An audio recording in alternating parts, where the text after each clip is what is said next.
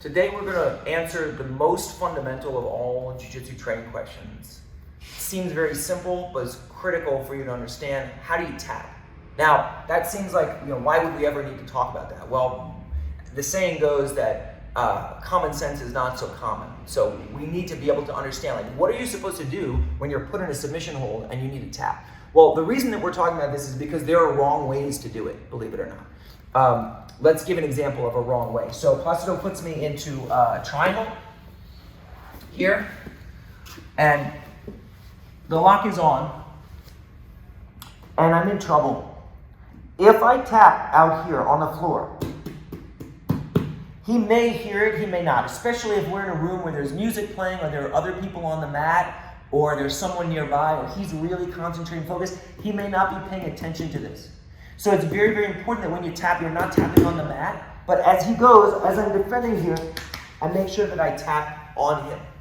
And again, this is a really small point, but it's so important because if you're, the one way you can guarantee that your training is going to go right down the tubes is to get injured. If you're injured, then you're not training, you're taking time off, and the best way to get better is through consistent training. So the first thing is, how do you tap? Don't tap on the floor, tap on your partner.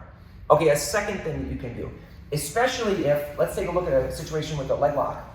Okay, if Placido is here in on a leg lock, right, his legs are committed, my hands may be occupied and I'm not going to be able to tap on him. Okay, what's an example? Like, so if he's locking up his hands and my hands are here, I'm relieving pressure from the heel hook here, I'm tying up, but I don't have hands free. So what will I do here? The answer is I'm going to say tap. So the reason that we use a verbal tap is usually because our hands are otherwise committed. That happens a lot when you're really in an intense situation. I'm really working hard to try to free my leg, and I feel like I can't. I'm working kind of the end of the defense. Placido's almost there, but I feel like I can hold on, tap. Then I'm able to say tap without unlocking my hands, because the time it takes me, if I release him and he's really driving forward here, I may end up getting injured. So what I would want to do is keep my hands where they are. When I feel that I'm at that point, I'll say tap, and then once he releases, I can release my hands. So it's such a fundamental thing, but again, over the years, I've seen people make this mistake time and again, where they feel like, oh, their partner can hear the tap, or their partner knows, or they say, Yeah, or they have also the saying, the Brazilian tap, where it's like a very gentle. Yeah, you want to have a strong tap where you're letting your partner know. You're not waiting until you're already at the breaking point, unless you're an experienced person, and you're making sure that you're respecting your own limits, and you're giving your partner a chance to release the lock without hurting you.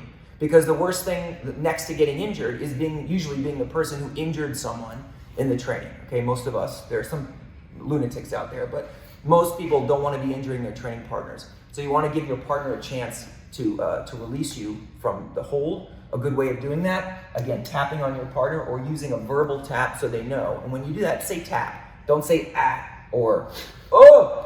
Okay. Or good one. Good one. Don't say good one. Okay. You can just say tap and that'll be enough. Okay. So anyways, hopefully this was helpful to you, especially if you're just beginning jiu-jitsu and you're not sure what to do when you start training. And thank you very much. We'll see you soon.